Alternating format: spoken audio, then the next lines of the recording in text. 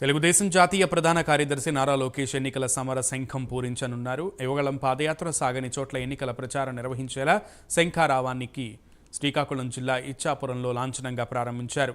సిద్ధం పేరుతో జగన్ మళ్లీ ప్రజల ముందుకు వస్తున్నారని, డిఎస్సి పేరుతో జగన్ కొత్త నాటకాలు మొదలుపెట్టారని విమర్శించారు. మోసం, దగా, కుట్రకు ప్యాంటు షర్టు వేస్తే జగన్లా ఉంటుందని నారా లోకేష్ ఎద్దేవా చేశారు.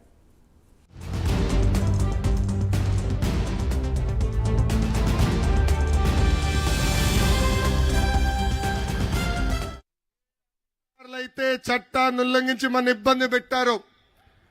ఏ వైకాపా కార్యకర్తలైతే చట్టాన్ని ఉల్లంఘించి మన ఇబ్బంది పెట్టారో వాళ్ళందరి పేర్లు ఎర్ర బుక్ లో నేను రాసుకున్నాను. వాళ్ళు రేపు వేరేళ్ళ దగ్గరికి వెళ్ళి రికమెండేషన్ ద్వారా వచ్చి పోస్టింగ్ ట్రై చేస్తే ముందల ఈ పుస్తకం తెరిచి వాళ్ళ పేరు ఉందా లేదా నేను చూస్తా. అంతేకాదు, మనం అధికారంలోకి వచ్చిన వెంటనే జ్యుడిషియల్ ఎంక్వైరీ చేస్తాం. ఏ అధికారులు అయితే చట్టాన్ని ఉల్లంఘించి పసుపు సైన్యాన్ని ఇబ్బంది పెట్టారో వాళ్ళని సర్వీస్ నుంచి డిస్మిస్ చేపించి జైలుకు కూడా పంపించే బాధ్యత నేను తీసుకుంటాను.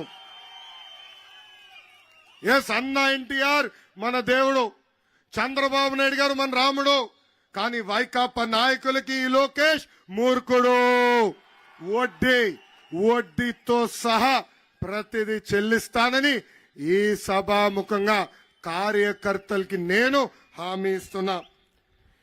ఈరోజు ఈ శంఖారావం కార్యక్రమం ద్వారా మనం మళ్ళీ ప్రతి గడప తొక్కాలి.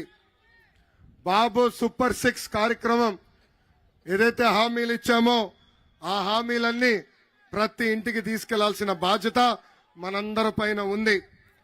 బాధుడు కానివ్వండి, ఇదే మీ కర్మ మన రాష్ట్రం కార్యక్రమం కానివ్వండి, బాబు షూరిటీ భవిష్యత్తు గ్యారెంటీ కానివ్వండి, ఇప్పుడు బాబు సూపర్ 6 కార్యక్రమం ఎవరు బాగా చేశారో నాకు డైరెక్ట్ గా